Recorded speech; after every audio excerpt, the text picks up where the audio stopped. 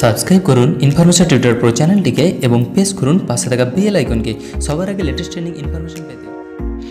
বন্ধুরা, রানু মণ্ডল হঠাৎ করে উঠে গিয়েছিল শীর্ষস্থানে, এমনকি রানাঘাটের স্টেশন থেকে চলে গিয়েছিল বলিউডের শীর্ষস্থানে এবং লতা মঙ্গেশকরের মতো একজন মহান গায়কই তার সম্বন্ধে সমালোচনা করেছিলেন এবং লতা মঙ্গেশকর বলেছিলেন যারা হঠাৎ করে এইরকম শীর্ষস্থানে উঠে যায় তারা কিন্তু হঠাৎ করে নিচেই পড়ে যায়।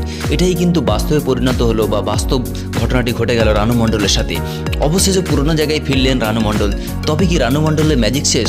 তো কী বলছেন আজকে আমরা সেটা নিয়ে জেনে নেবো। তখন অবশ্যই ভিডিওটি প্রথম থেকে লাস্ট পর্যন্ত দেখবেন। ভালো লাগলে একটা লাইক করবেন এবং আপনার মতামতটা কিন্তু অবশ্যই কমেন্ট বক্সে লিখে জানাবেন।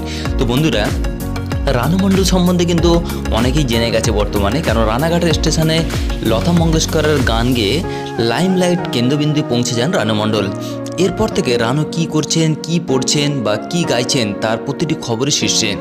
রানু পাড়ি দেন বলিউডে এবং লাইমলাইট হয়ে যাওয়ার সঙ্গে সঙ্গেই রানাঘাটের পুরনো বাড়ি ছেড়ে নতুন বাড়িতে উঠে যান রানু মণ্ডল। অনেকেই বলছেন ইদানিং নাকি তেমন কাজ পাচ্ছেন না রানু মণ্ডল, তাই মিডিয়ার মুখোমুখি হচ্ছেন না তিনি। এদিকে বলা যায় যে মিডিয়ার বিমুখ হয়ে পড়েছেন রানু মণ্ডল। এখন এখানেই শেষ নয়, আরও জানা গিয়েছে যে নতুন বাড়ি ছেড়ে রানাঘাটের পুরনো বাড়িতেই ফিরে গিয়েছেন রানু মণ্ডল। ইদানিং সেখানেই থাকছেন, কিন্তু কেন?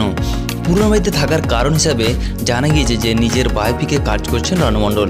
এই কারণেই নাকি মিডিয়া থেকে দূরে থাকছেন এবং রানু মণ্ডল জীবন অবিলম্বে যে ছবিটি নির্মিত হবে সেটি পরিচালনা করছেন ঋষিকেশ মণ্ডল।